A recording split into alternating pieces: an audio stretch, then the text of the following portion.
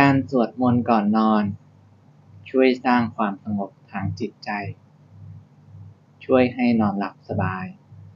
ฝึกสมาธิและสติ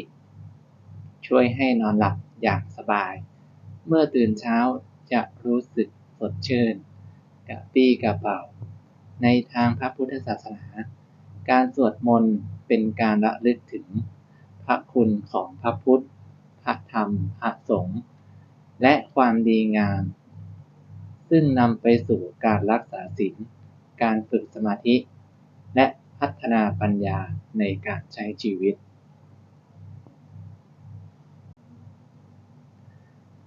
ก่อนจะเริ่มสวดมนต์ขอให้ทุกคนตั้งจิตระลึกถึงพระรัตนตรัย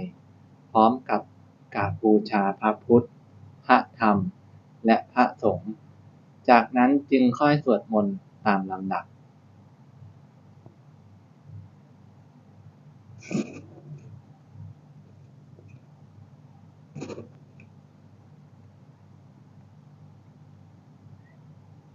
คำบูชาพระรัตนตรัยอิมินาสักการะนะพุทธังอภิปูชยามิอิมินาสักการะนะธัมมังอภิปูชยามิอิมินาสักการะนะสังฆังอภิปูชยามิบทสวดบูชาพระรัตนตรัยอะระหังสัมมาสัมพุทโธภควาพุทธังภควันตังอภิวาเทมิสวากขาโตภควตาธัมโมธัมมังนะมัสสามิสุปฏิปันโนภควโตสาวกสังโฆสังฆังนะมามิ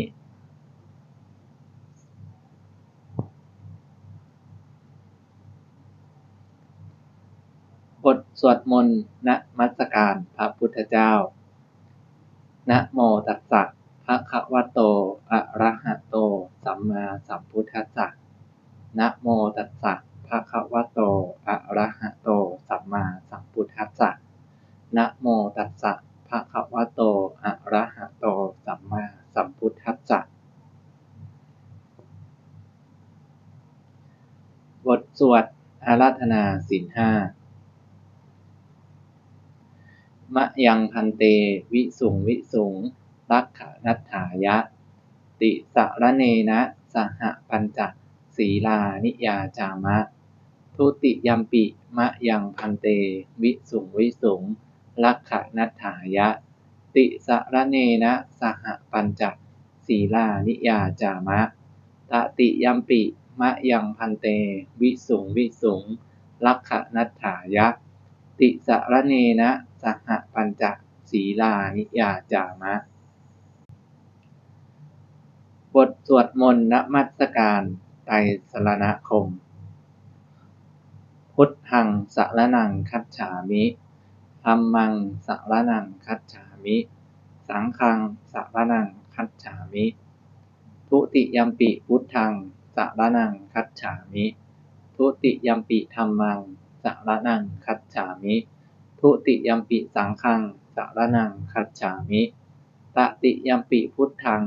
สรณังคัจฉามิตติยัมปิธัมมังสรณังคัจฉามิตติยัมปิสังฆังสรณังคัจฉามิบทสวดสมทานศีลห้าปาณาติปาตาเวระมณีสิกขาปะทังสมาธิยามิอทินนาทานาเวระมณีสิกขาปะทังสมาธิยามิกาเมสุมิจฉาจาราเวระมณีสิกขาปะทังสมาธิยามิมุสาวาทาเวระมณีสิกขาปะทังสมาธิยามิสุราเมรยมัชฌัปปมาทัฏฐานาเวระมณีสิกขาปะทังสมาธิยามิบทสวดมนต์พระคาถาทินนบัญชรปุตตกาโมละเพปุตตังทะนะกาโมละเพทะนัง ธิกาเยกายะยายะเทวานังปิยตังสุตตวาอิติปิโสภควายะมะราชาโนท้าวเวสสุวรรณโนมะระนังสุขังอะระหังสุขโตนะโมพุทธายะชยาสนาคตาพุทธาเชตวามารังสวาหานังจตุสัจจาสะพังละสังเยปิวิงสุนราสภาตันหังกราทะโยพุทธาอัทธวีสตินายกาสัพเพปฏิทิตาไมหังมัทธเกเตมุนิสสราสีเสปฏิทิโตไมหังพุทโธธัมโมทวิโลจะเนสังโฆปฏิทิโตไมหังอุเรสัพพะคุณากะโรหะทะเยเมอนุรุตโธสารีปุตโตจะทักขิเนโกทัญโยปิติภาคัสสมิงโมคคัลลาโนจะวามะเกทักขิเนสวเนไมหังอาสุงอานันทราหุโลกัสสโปจะมหานาโมอุภาสุงวามะโสตะเกเกสันเตปิติภาคัสสมิงสุริโยวะปะพังกะโรนิสินโนสิริสัมปันโนโสภิโตมุนิปุงคะโวกุมารกัสสโปเถโรมเหสีจิตตวาทโกโสไมหังวะทะเนนิจจังปฏิฐาสิคุณากะโร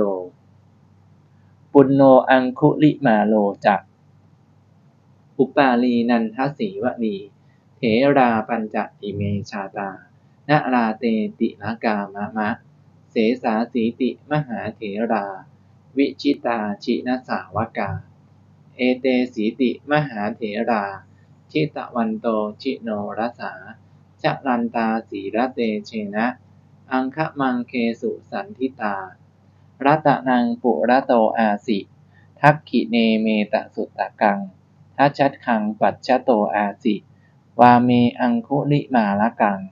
ขันธโมระปะริตันจะอาตานาติยสุตตะกังอากาเฉชะทะนังอาสิเสสาปการสันทิตาชินานาวรสังยุตตาสัตตปการะลังกตาวาตปิตาทสัญชาตาพาหิรัชชตุปัฏฐวาอเสสาวินะยังยันตุอนันตชินเตสสาวะสะโตเมสกิจเจนะสัทธาสัมพุทธปัญชะเรชินะปัญชรมัชชัมหิวิหะรันตังมหิตะเรสัทธาปาเรนตุมังสัพเพเตมหาปุริสาสภาอิจเจวะมันโตสุขุโตสุรักโขชินานุภาเวนะชิตุปัฏฐโวธัมมานุภาเวนะชิตาริสังโฆสังฆานุภาเวนะชิตันตรายโยสัทธัมมานุภาวะปาริโตจารานิชินะปัญชะเรติบทสวดสดุดีพระรัตนตรัยอิติปิโสภะคะวาอะระหังสัมมาสัมพุทโธวิชาจารณสัมปันโนสุขโตโลกวิทูอนุตตโรปุริสธรรมสารถิสัทธาเทวมนุษย์สานังพุทโธภควาติสวากขาโตภควตาธัมโมสันทิฏฐิโกอากาลิโกเอหิปัสสิโกโอปะนะยิโกปัจจัตตังเวทิตาโพวินยูหิติสุปฏิปันโนภควโตสาวกสังโฆอุชุปฏิปันโนภควโตสาวกสังโฆญายะปฏิปันโนภควโตสาวกสังโฆสามีจิปฏิปันโนภควโตสาวกสังโฆยะทิทังจัตตาริปุริสยุคานิอัตถะปุ ปุริสปุขลาเอสะภะคะวะโตสาวกสังโฆอาหุเนยโยปาหุเนยโยทักขิเนยโยอัญชลีกะระนิโยอนุตตรังปุญญเขตังโลกัสสาติบทชัยมงคลคาถา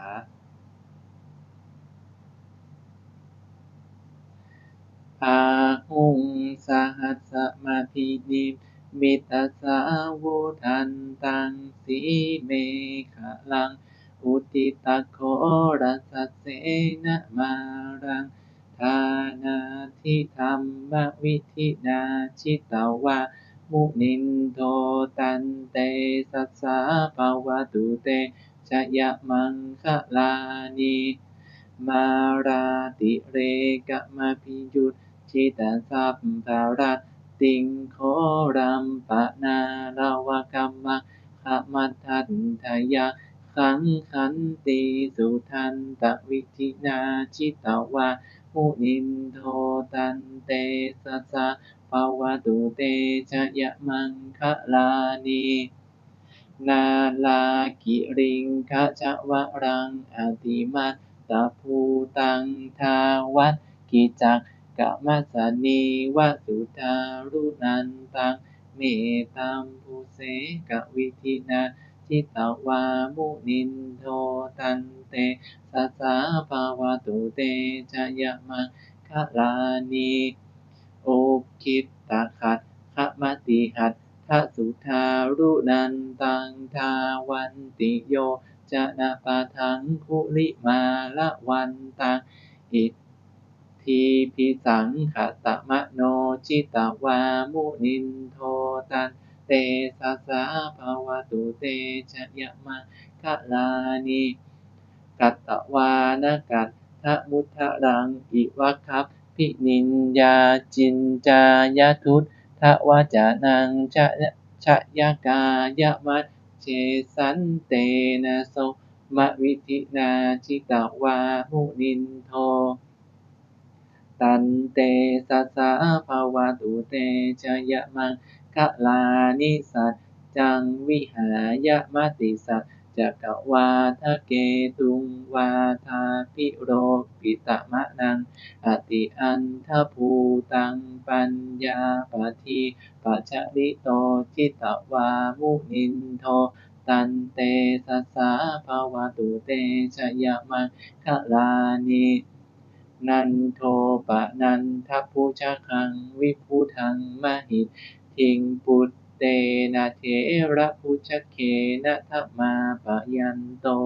อิทูปะเทสวิธินาจิตวามุนินโทตันเตสัสสะภาวะตุเตชยมังคลานิทุกขาหทิฏฐิพุชะเคนะสุทันทหัตถังธัมมังวิสุทธิชุติมิทิภกาพิธานังญาณาคเทนะวิธินาชิตวามุนินโทตันเตสัสสะภาวะตุเตชยมังคลานิเอตาปิพุทธชยมังคลาอัตถคาถาโย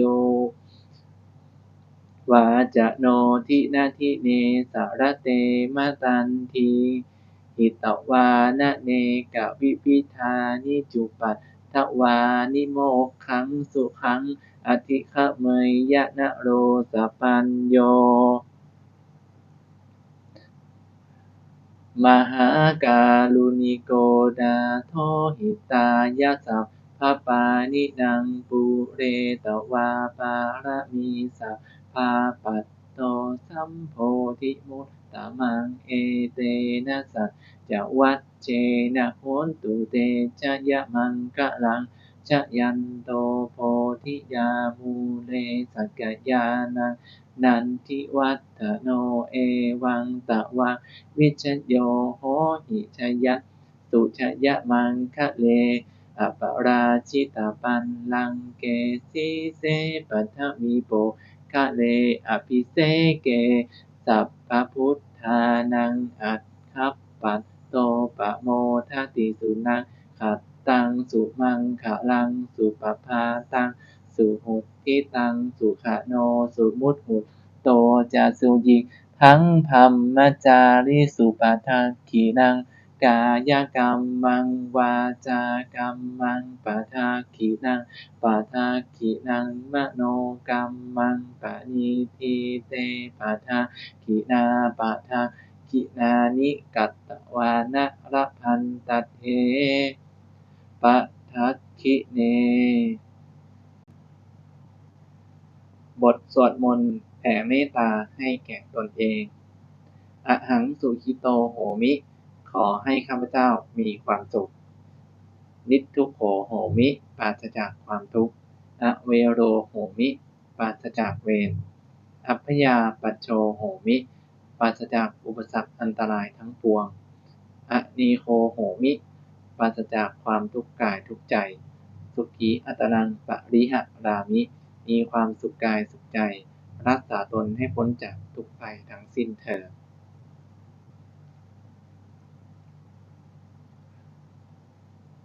บทสวดมนต์แผ่เมตตาให้ผู้อื่นหรือสรรพสัตว์สัพเพสัตตาสัตว์ทั้งหลายที่เป็นเพื่อนทุกข์